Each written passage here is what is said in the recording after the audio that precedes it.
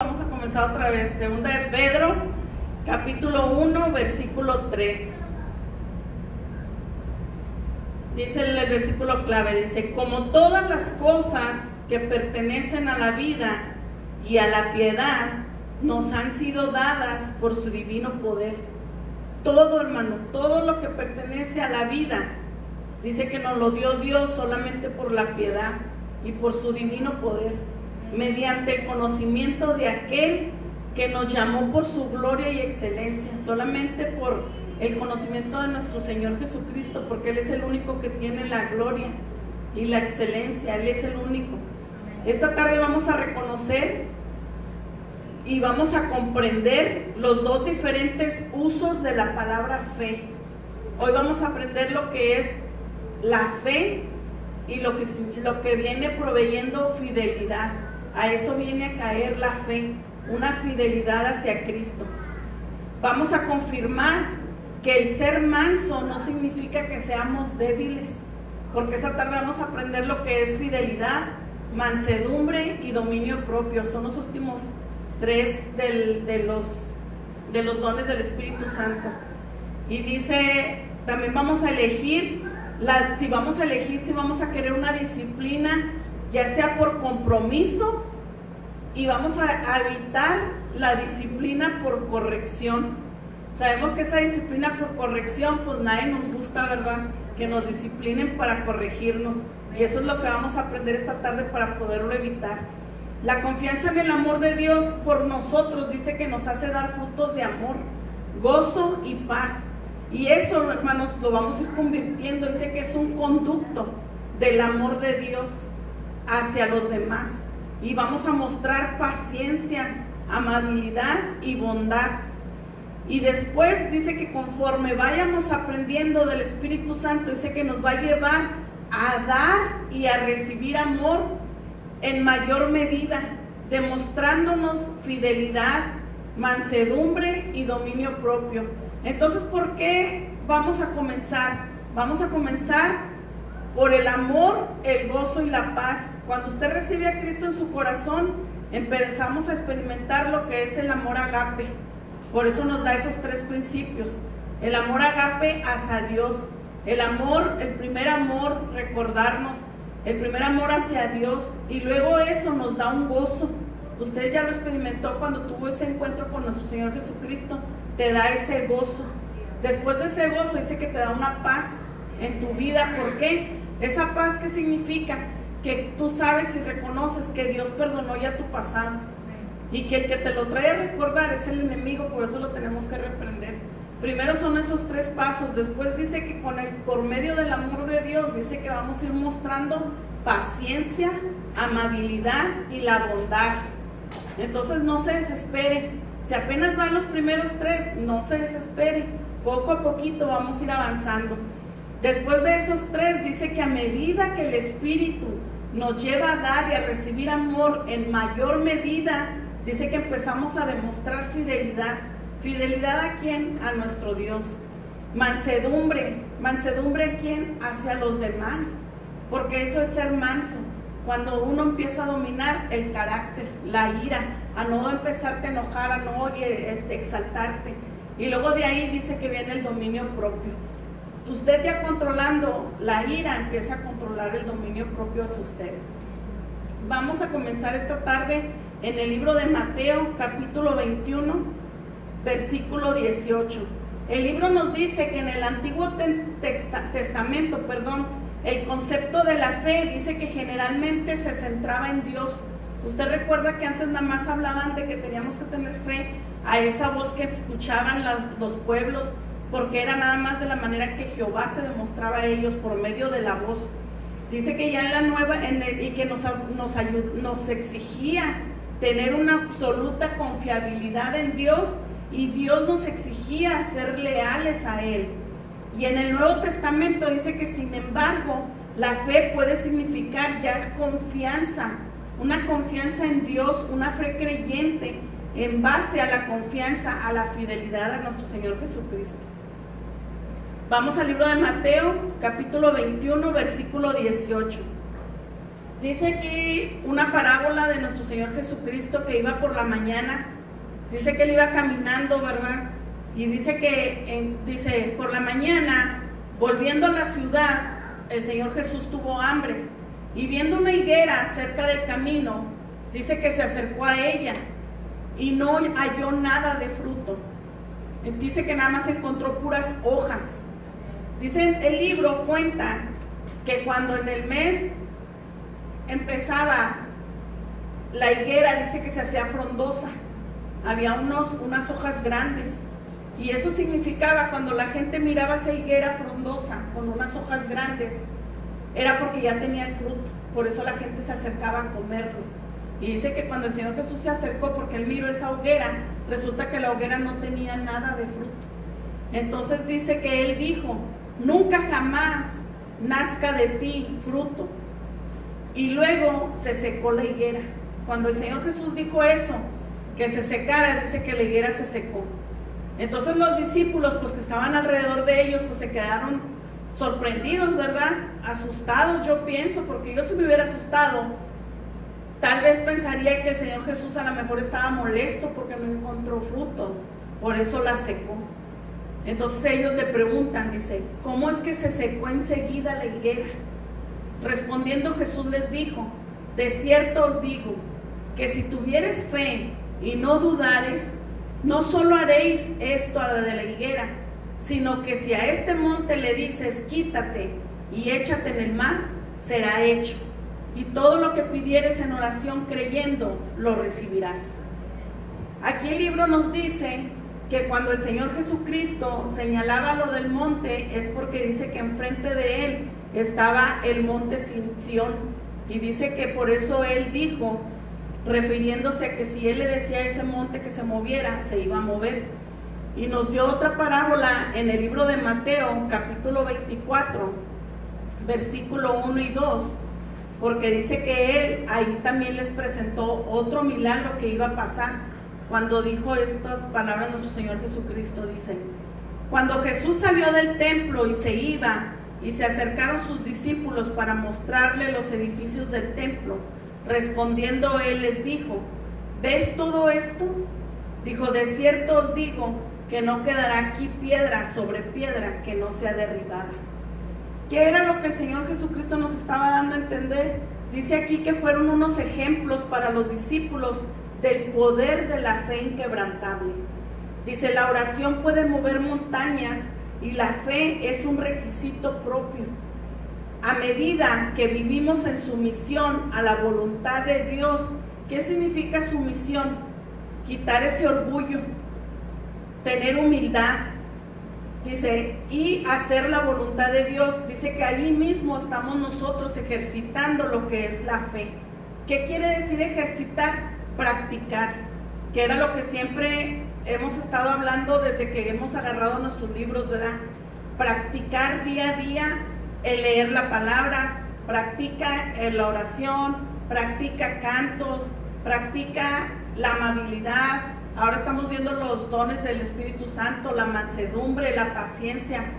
Hermana, ¿que es difícil? Claro que sí, pues todos hemos tropezado, ¿verdad? Pero con Dios todo es posible. Dice, tenemos que también confiar en el poder de Dios, solamente en Él, hermanos. A veces distraemos la mirada y volteamos para otro lado, pero siempre recordar que tenemos que seguir confiando en el poder, dice, y en el amor de Dios, porque solamente en Él es quien encontramos la paz y la fidelidad, en nadie más, porque el hombre siempre te va a fallar, tu esposo, tu hermano, tu mamá, tu papá, tu vecino, tu mejor amigo, pero Dios nunca te va a soltar de la mano. Vamos a ir al libro de Gálatas, capítulo 5, versículo 22 y 23. Esta tarde, hermanos, aquí nos nombra el libro que cuando ustedes saben, ¿verdad?, que la Biblia está escrito en varios idiomas.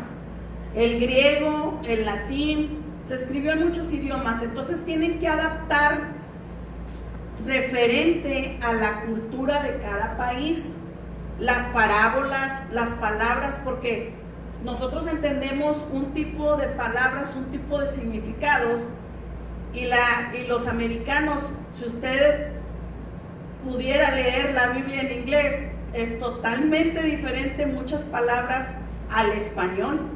¿Por qué? Porque las culturas son diferentes. Entonces, aquí nos da una aclaración el libro, que la palabra griega, pistis, dice que se traducía en fe y en fidelidad. La acomodaban conforme se iba traduciendo la palabra del Señor. Las parábolas, las cartas de Pablo, las cartas a Timoteo, a Corintios, usted se fija, todos se iban traduciéndolas en diferentes maneras. Así Pablo también, cuando él escribía las cartas, él sabía cada pueblo que era como ellos podían entender la palabra del Señor. No sé si recuerdan también en libros anteriores que habíamos hablado de un país, nada más que se me olvidó, de un pueblo, perdón, donde se juntaba el agua caliente, las aguas termales, que hablaba sobre, nada más que no recuerdo el pueblo ese que era muy altanero porque decía que ellos tenían mucho conocimiento y eso. Entonces esa carta Pablo la acomodó hablando para ellos, diciéndoles que el Señor iba a vomitarlos porque, con el agua tibia. ¿Por qué? Porque ellos sabían, tenían conocimiento de las aguas termales que salían tibias, y ellos al meterse al agua, pues lógico, pruebas el agua, ¿verdad? Y no era agradable para ellos. Por eso Pablo les refería a esas parábolas para que ellos pudieran entender que así el Señor los iba a vomitar de su boca si eras tibio. Entonces, aquí esta tarde nos dice aquí el libro, nos está diciendo que muchas veces esa palabra tisis la acomodaban ya sea como fe o fidelidad, que al fin y al cabo, si usted se pone a buscarle, hermanos, viene a caer a lo mismo. La fe se entrelaza con la fidelidad. Como les digo, fe en quién tenemos que tener, en Jesús. Fidelidad a quién le tenemos que tener, a Jesús. Entonces, ya vamos a, ¿cómo se dice? Aprendiendo cosas nuevas, ¿verdad? Vamos al libro de Gálatas, capítulo 5, versículo 22. Dice: mas el fruto del Espíritu es amor, gozo, paz, paciencia, benignidad, bondad, fe, mansedumbre, templanza. Y luego nos dice: contra tales cosas no hay ley.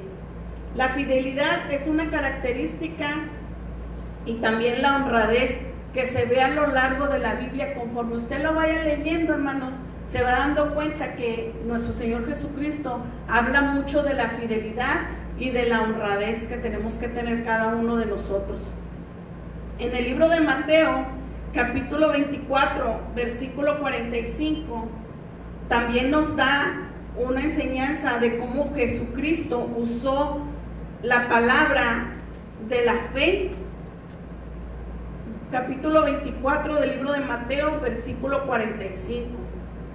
Dice, nos hace una pregunta, dice: ¿quién es pues el siervo fiel y prudente, el cual puso su Señor sobre su casa para que les dé el alimento a tiempo?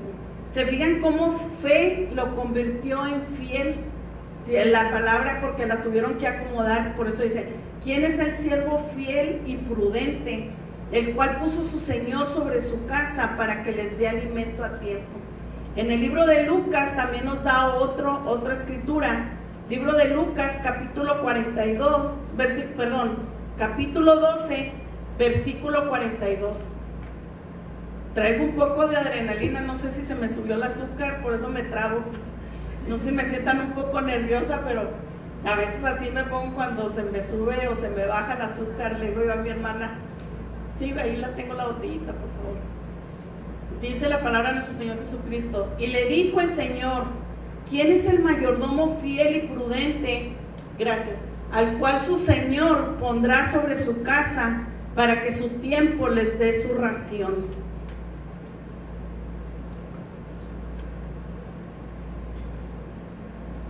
Ay, discúlpeme tantito. Aquí nos dice el libro que Pablo también animó a Timoteo a escoger personas fieles, y esto lo vemos en el libro de Segunda de Timoteo, capítulo 2, versículo 2. Dice que Pablo le aconsejó que todos sus seguidores que producen el fruto de la fidelidad, el Señor un día les dirá: bien, buen siervo y fiel. Segunda de Timoteo, capítulo 2, versículo 2. Dice, lo que has oído de mí ante muchos testigos, esto encarga a hombres fieles que sean idóneos para enseñar también a otros. Eso es lo que busca el Señor de cada uno de nosotros. Que seamos fieles, dice, idóneos para enseñar también a otros. Grande es el Señor, ¿verdad? Y aquí nos lo confirma en Mateo 25, capítulo 25, Mateo, versículo 21 y 23. Dice, y su Señor le dijo, bien, buen siervo y fiel. Por eso el Señor busca fidelidad, para que al final, cuando estemos enfrente de Él, nos abra las puertas del cielo y nos diga, bien, has hecho tu trabajo, siervo fiel. Dice, sobre poco has sido fiel, sobre mucho te pondré. Entra en el gozo de tu Señor. Su Señor le dijo, bien, buen siervo y fiel. Sobre poco has sido fiel, sobre mucho te pondré. Entra en el gozo de tu Señor. Ahí está escrito en el versículo 23, 21 y 23 del libro de Mateo, capítulo 25. Y qué bonito sería, ¿verdad?, ese día cuando el Señor nos diga, bien, has hecho bien tu trabajo, siervo fiel, porque me fuiste fiel a mí. El Señor es lo que nos pide, fidelidad hacia el Señor, hacia Dios. No voltees al otro lado.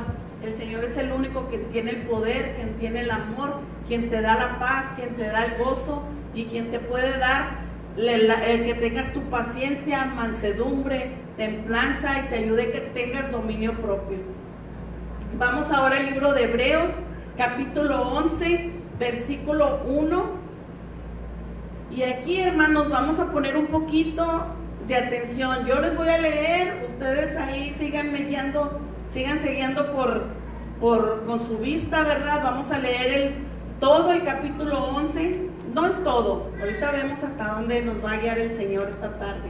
En el capítulo 11, hermanos, el libro nos hace una referencia diciéndonos que este libro, este capítulo comienza refiriéndose a la fe creyente, porque nos está hablando de muchos héroes bíblicos que usaron la fe, que practicaron la fe, la fidelidad, tanto a Jehová Dios, porque va a hablar de héroes Antiguo Testamento, como va a hablar del Nuevo Testamento. Y dice aquí que es un asentamiento intelectual hacia las promesas de Dios, las formas que la fe creyente inspiró a la fidelidad de cada héroe. Esa fe en creer, porque recordemos que fe, en el versículo 1 dice, es pues la fe, la certeza de lo que se espera, la convicción de lo que no se ve, de lo que no se ve. Fe, estamos seguros de lo que estamos esperando, ¿verdad? Porque por eso estamos aquí, porque estamos seguros que un día vamos a estar ante la presencia del Señor, porque no estamos aquí, como hemos dicho muchas veces, nada más a venir a perder 2 horas de tiempo, no, estamos aprendiendo, y estamos viniendo creyendo que un día vamos a estar ante la presencia del Señor.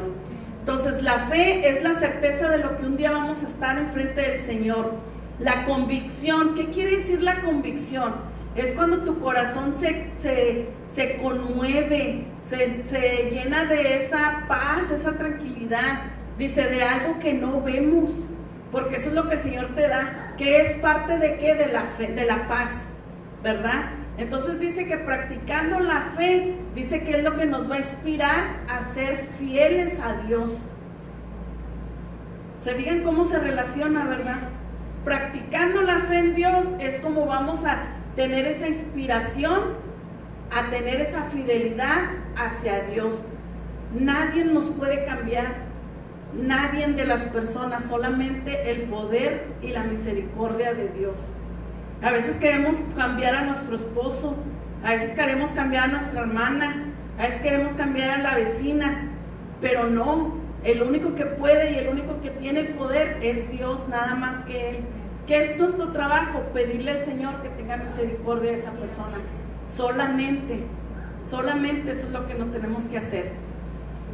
Y también nos va a dar, dice que la fidelidad a Dios es el resultado de tener esa confianza en Dios por el compromiso que tenemos con Él. Es un compromiso, hermanos. La fidelidad, tener una fidelidad con Dios, te compromete nada más a servirle a Él. Te compromete a ser fiel a Él. Ahora sí vamos al segundo versículo del capítulo 11. Dice, porque por ella alcanzaron buen testimonio los antiguos. Por la fe entendemos haber sido constituido el universo por la palabra de Dios. ¿Se fijan? Que nosotros creímos cuando leemos Génesis capítulo 1, cuando dice que solamente con la voz de Dios fue que se creó el día, la noche, los animales, el agua, el ser humano. Fue creado donde Él tomó la tierra, pero dice que al final Él le dio ese soplo de vida, ese aliento, fue parte de su voz. Dice la segunda parte, dice, el universo por la palabra de Dios, de modo que lo que se ve fue hecho de lo que no se veía, porque nadie ha visto a Dios, y fue creado y fue hecho por Él. Por eso que le digo, estamos aquí porque creímos una vez en Él, y seguimos creyendo en Él, y vamos a seguir creyendo en Él hasta el día que estemos ante su presencia. El 4, dice, por la fe Abel ofreció más excelente sacrificio que Caín, por lo cual alcanzó testimonio de que era justo, dando Dios testimonio de sus ofrendas, y muerto aún habla por ella. Por la fe Enoc fue traspuesto para no ver muerte, y no fue hallado. ¿Se fijan qué maravilloso es el Señor Jesús, ¿verdad? Porque no le permitió que muriera aquí en la tierra, ni su cuerpo fue encontrado. Dice, porque lo traspuso Dios, y antes de que fuese traspuesto, tuvo testimonio de haber agradado a Dios. Pero sin fe es imposible agradar a Dios. Sin fidelidad es imposible agradar a Dios. Esa es parte, hermanos, porque a veces no entendemos cuando muchos pastores o predicadores nos dicen, sin fe es imposible agradar a Dios. Y dices tú, bueno, pues yo sí tengo fe, por eso estoy aquí, yo agrado a Dios. No, el Señor te está diciendo, sin fidelidad es imposible que me agrades. Tenemos que tener fidelidad al Señor. Dice, porque es necesario que el que se acerca a Dios crea que la hay y que es galardonador de los que le buscan. Por la fe, Noé, cuando fue advertido por Dios acerca de cosas que aún no se veían, porque recuerden que en aquel entonces nunca había llovido en la tierra, y Noé obedeció a la voz de Dios cuando le dijo, haz una arca porque voy a hacer que llueva por 40 días, dice, y 40 noches, dijo, y la humanidad va a morir ahogada, siendo que él ni sabía qué significaba un ahogamiento. Y él creyó, y dice que él se puso a construir el arca. Dice, con temor preparó el arca en que su casa se salvase, y por esa fe condenó al mundo, y fue hecho heredero de la justicia que viene por la fe. Por la fe, Abraham, siendo llamado, obedeció para salir al lugar que había de recibir como herencia, y salió sin saber a dónde iba. Imagínense que el Señor les dijera ahorita, agarra todas tus chivas y vete de Cotula, y sigue, yo te voy a llevar a un lugar mejor. Pues todos temeríamos, ¿verdad? Porque diríamos, ¿y qué vamos a hacer? ¿Y cómo le voy a hacer? ¿Y a dónde voy a ir? ¿Y voy a encontrar trabajo? Y entonces dice que Abraham no dudó de la voz de Dios. El 9, por la fe habitó como extranjero en la tierra prometida, como en tierra ajena, morando en tiendas con Isaac y Jacob, coherederos de la misma promesa, porque esperaba la ciudad que tiene fundamentos, cuyo arquitecto y constructor es Dios, solamente Él. Por la fe, también la misma Sara, siendo estéril, recibió fuerza para concebir, y dio a luz aún fuera del tiempo de la edad, porque creyó que era fiel quien lo había prometido. Por lo cual también de uno y ese ya casi muerto salieron como las estrellas del cielo en multitud y como la arena innumerable que está a la orilla del mar. Conforme a la fe murieron todos estos sin haber recibido lo prometido, sino mirándolo de lejos y creyendo y saludando y confesando que eran extranjeros y peregrinos sobre la tierra. Porque los que esto dicen claramente dan a entender que buscan una patria, pues si hubiese estado pensado en aquello de donde salieron, ciertamente ponían tiempo de volver, pero anhelaban una mejor, esto es celestial, por lo cual Dios no se avergüenza de llamarse Dios de ellos, porque les ha preparado una ciudad. Grande y maravilloso es el Señor. Aquí nos dice, cuando tengan tiempo ustedes, hermanas, los pueden leer hasta el versículo 22. Y todavía habla todo el capítulo 11. Y nos están dando un claro ejemplo, ¿verdad?, de cómo ellos practicaron esa fe solamente al escuchar una voz. Y esa fe se convirtió en fidelidad a Dios, porque obedecieron la palabra del Señor. Y ese mismo se hizo un compromiso porque cumplieron lo que Dios les dijo que hicieran. Ese es un compromiso. Cuando el Señor te dice, tienes que venir a traer una palabra, tienes que traer un canto, tienes que traer esto, ese es el compromiso que tú tienes con el Señor, y esa es la fidelidad hacia el Señor.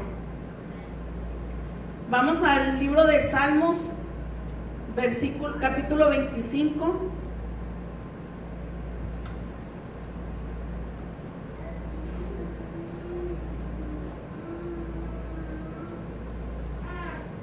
Capítulo 25, versículo 8. Y esta tarde, hermanos, vamos a hablar ahora de la mansedumbre. Mansedumbre, aquí lo está relacionando con la humildad. Que seas manso, que dice que seas humilde. Esa es la mansedumbre. Dice que se refiere a una actitud que acepta el trato de Dios. Y aquí lo está tratando de relacionar como cuando tus papás te enseñaban a hacer algo. Nosotros teníamos que obedecer, ¿verdad? Teníamos que bajar la mirada, mucha gente antes, cuando llegabas a saludar a una persona mayor, les tenías que besar la mano. Antes se acostumbraba en esos tiempos, ¿verdad?, a los sacerdotes, porque estabas dando una reverencia a una autoridad. Tú te estabas haciendo humilde ante ellos. Así es como el Señor quiere que nosotros nos comportemos. Dice, esta mansedumbre no se demuestra con debilidad, sino en el poder. Una persona mansa es como un poderoso caballo semental bajo el freno del Espíritu Santo. Y usted va a decir, ¿cómo soy un caballo semental? Enójese para que vea que nos comportamos como un caballo semental. Ustedes no sé si han visto un caballo de esos sementales bonitos, grandotes. Pues Betty sí lo conoce más de cerca, ¿verdad? Yo los he visto en la tele, y cuando los quieren ellos, los jinetes, domar, se levantan y son unos animalones grandes. Entonces el Señor, que nosotros somos como esos animales, esos caballos grandes, dice, pero dominados bajo el Espíritu Santo. Esa es la mansedumbre. Dice, imagínense un animal así, y ese es el freno que nos va a poner el Espíritu Santo. En el Salmo 25, versículo 8, capítulo 25, nos dice así: bueno y recto es Jehová, por tanto Él enseñará a los pecadores el camino. Nadie más le va a enseñar el camino. Dice aquí que bueno y recto es Jehová, por tanto Él enseñará a los pecadores el camino.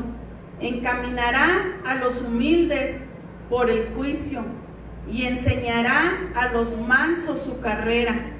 Todas las sendas de Jehová son misericordia y verdad para los que guardan su pacto y sus testimonios. Por amor de tu nombre, oh Jehová, perdonarás también mi pecado, que es grande.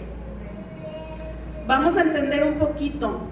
Cuando usted tenga tiempo en su casa, léalo y medite el Salmo 25. Es una tarea para cada uno de nosotros, porque aquí nos está diciendo que el Salmo 25 dice que es un salmo que está diseñado para enseñarnos acerca de la oración.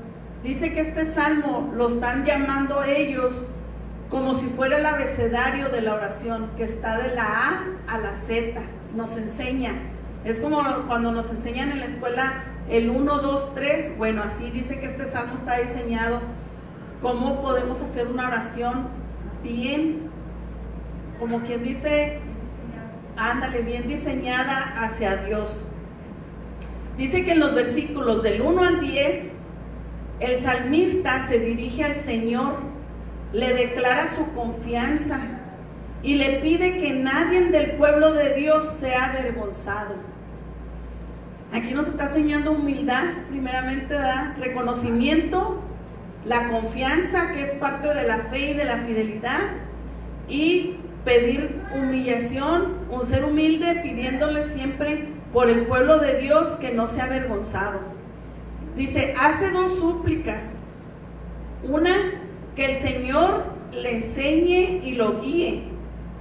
El salmista apela a la compasión y el amor inagotable del Señor por él personalmente primero, dice, y luego suplicando por todas las personas, sin acepción de personas, dice, por todas las personas. Ya comenzando después del versículo 11, dice que nos lleva a temas donde estamos suplicando al Señor ya como individuo. ¿Qué quiere decir? Ya personalmente. Dice, nos hace una pregunta, dice, ¿qué pueden esperar del Señor las personas mansas y humildes cuando oran? Dice, encaminará a los humildes por el juicio y enseñará a los mansos su carrera. Todas las sendas de Jehová son misericordia y verdad. Eso es lo que vamos a esperar si tú tienes esa mansedumbre.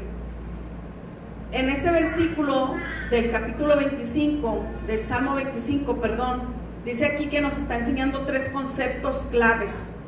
El concepto de la justicia, dice que es cuando el Señor le asegura a su pueblo que al final habrá justicia para los mansos. ¿Por qué, hermanos? Porque a veces la gente que tiene ese carácter fuerte, que pelea contigo, que te grita, que te humilla, porque dice ella, yo sé más que tú cállate, y con levantar la voz te quieren humillar.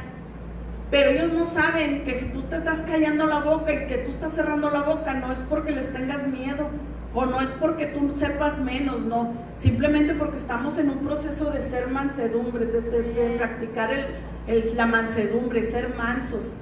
Y dice el Señor que al final habrá justicia para nosotros si nosotros empezamos a practicar eso.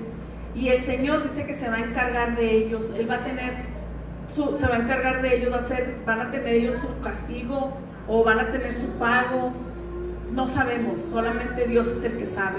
Dice, y al mismo tiempo dice que nos guía para ejecutar juicios justos en favor de los demás. Número 2, misericordia.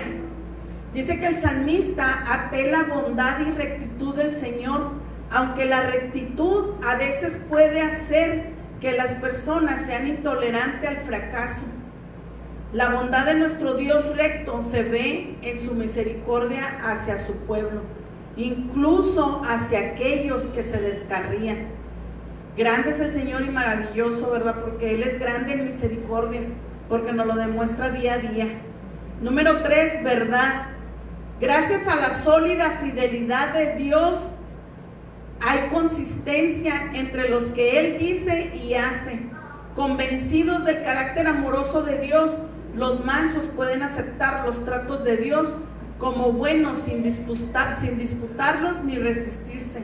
¿Qué significa? Que cuando el Señor te ponga a trabajar, dice que tenemos que aceptar sin pelear, sin discutir, dice, y resistirnos, ¿verdad? Y aceptar la voluntad de Dios, hacer la voluntad de Dios, practicar la voluntad de Dios. Ahora nos vamos a ir al libro de Mateo, capítulo 5, versículo 5. Y cuando tenga tiempo recuerde leer el Salmo 25. Todos con 5, ¿verdad? Bueno, Mateo 5:5 nos dice la palabra de nuestro Señor Jesucristo: bienaventurados los mansos, porque ellos recibirán la tierra de heredad. Jesús nos dijo que bienaventurados los mansos, porque dice que Él también es manso. Y esto nos lo dice en el libro de Mateo, capítulo 11, versículo 29.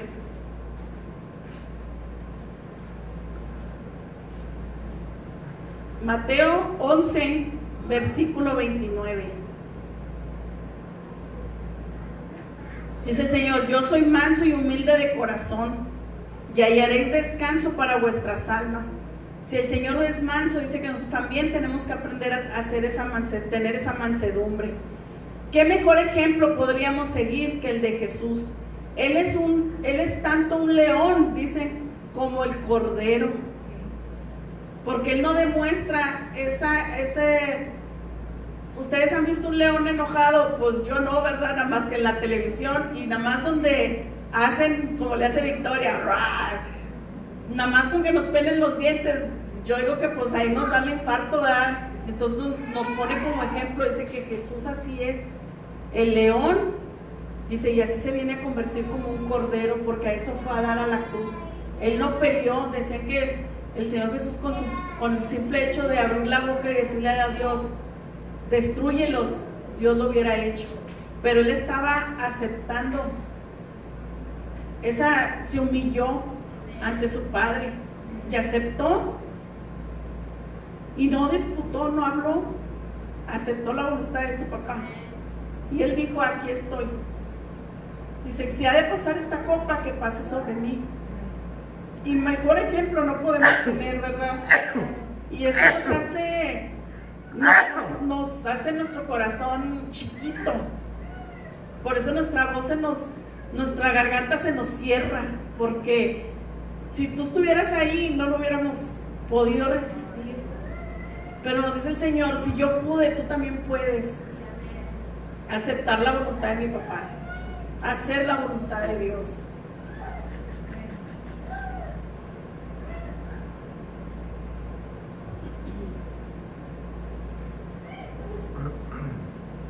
Vamos a seguir en el libro de Mateo, capítulo 11, ahí estamos, ¿verdad? Ahora vamos a leer el versículo 28. Nos dice el Señor Jesucristo: venid a mí todos los que estéis trabajados y cargados, y yo os haré descansar. Lleva mi yugo sobre ti y aprende de mí, que yo soy manso y humilde de corazón, y hallaréis descanso para vuestras almas. Dice el Señor, porque mi yugo es fácil y ligera mi carga. El Señor Jesucristo nos está dando una invitación a venir a Él y aprender de Él y ser como Él, quien es manso y humilde. El Señor nos está enseñando esta tarde que dejes ese orgullo, que dejes esa altanería, que dejes ese poder que piensas tener, porque si al Señor le place, Él nada más nos quita ese aliento de vida y caemos. Hoy en la tarde, en la mañana cuando estaba llevando a mi mamá al hospital, miramos a un señor ya grande que lo metían corriendo en una silla de ruedas, y atrás venían los hijos llorando, ahogados, que no podían ellos ni hablar, y era un llanto que tú dices, muchas veces uno llora, ¿verdad? Y cuando te pegas o por algo que se te perdió, no sé, o cuando oyes a un niño llorar, no, el de ellos era un llanto que no les salía, traían un nudo atorado en la garganta y no podía la señora ni respirar. Al Señor le había dado un paro cardíaco y lo llevaban rápido porque el Señor le dio otra oportunidad.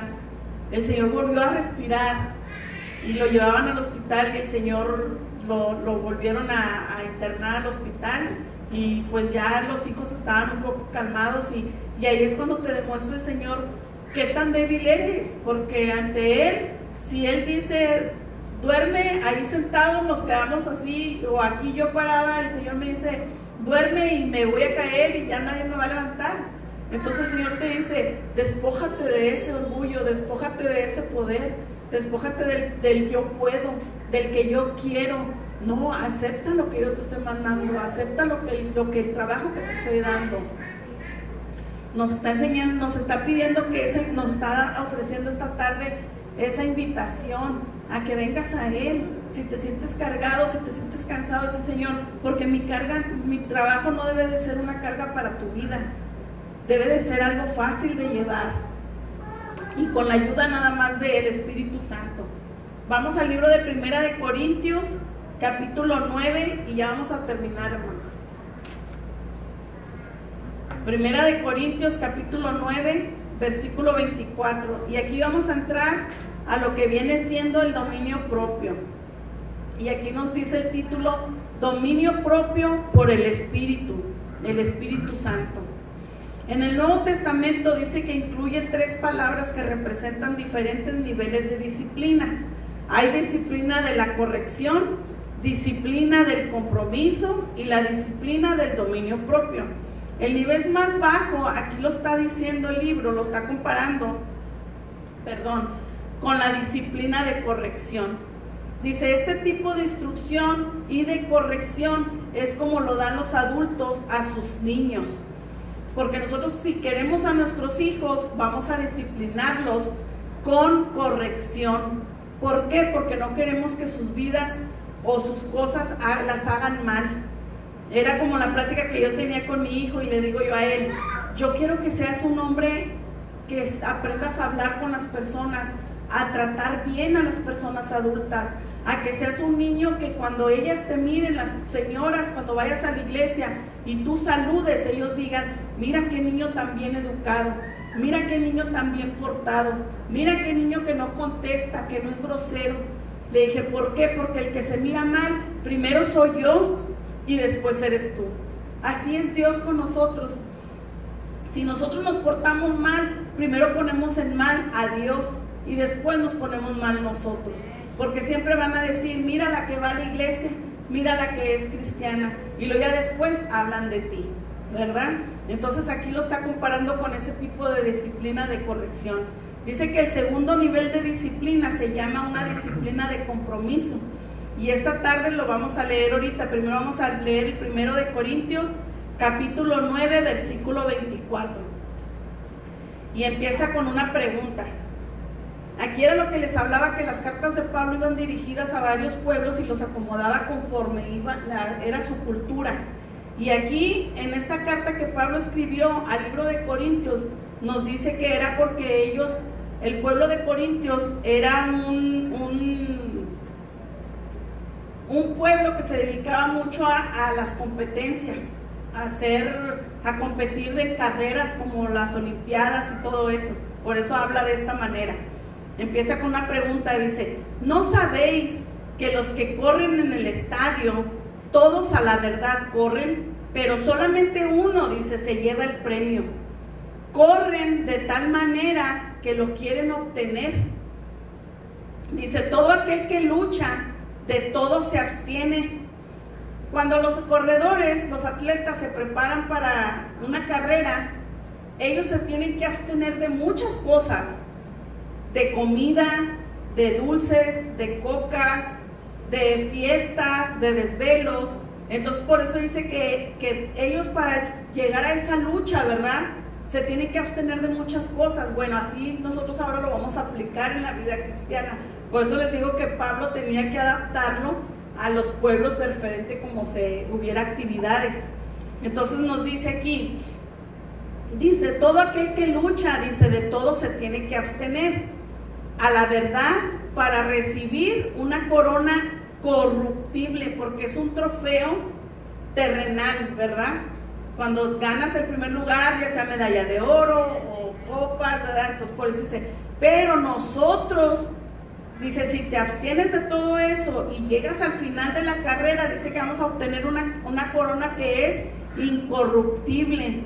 Dice, así que yo de esta manera corro, no como a la aventura, no de esas así como que dice, como corres a la aventura, nada más a la y se va. No, dice, de esta manera peleo, no como quien golpea al aire, como los boxeadores. No sé si se han fijado que ya cuando andan bien cansados o no entrenan bien, avientan un guamazo y no lo avientan como debe de ser y nada más se oye el aire, ¡shum!, porque el otro se hizo para atrás.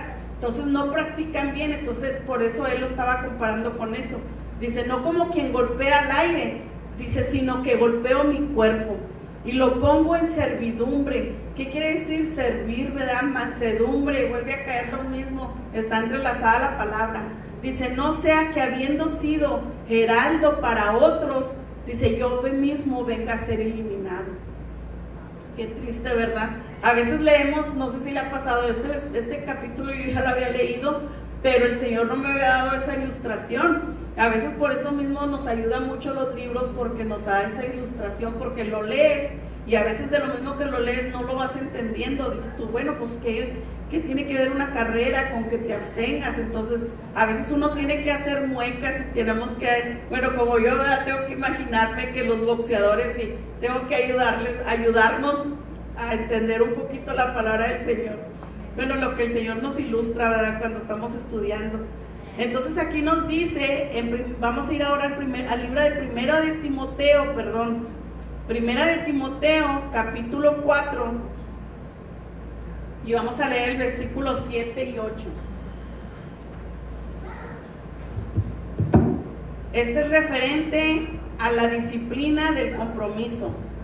Primera de Timoteo 4, 7 y 8 dice, desecha las fábulas profanas y de viejas, ejercítate para la piedad, porque el ejercicio corporal para poco es provechoso.